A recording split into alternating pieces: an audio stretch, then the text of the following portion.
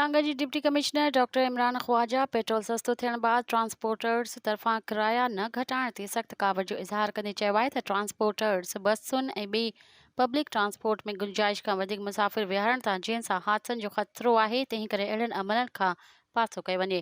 ॿी सूरत में अहिड़नि ट्रांसपोर्टर्स ख़िलाफ़ कानूनी कार्रवाई कई वेंदी। हुन अहिड़ो इज़हार अॼु पंहिंजे ऑफिस में ज़िले जे ट्रांसपोर्टर्स सां हिकु गॾिजाणी जी सदारत कंदे कई। Deputy commissioner doctor Imranul Hasan Khawaja चयो त सुप्रीम कोर्ट जे हुकुम तहत किराया घटाया वञनि, तंहिं करे उन हुकुम ते हर सूरत में अमल करायो वेंदो। हुन चयो त ट्रांसपोर्टर्स इंतिज़ामिया सां गॾिजी किराया तइ कनि ऐं वधीक किराया वठण जी सूरत में ॾंड लॻायो वेंदो।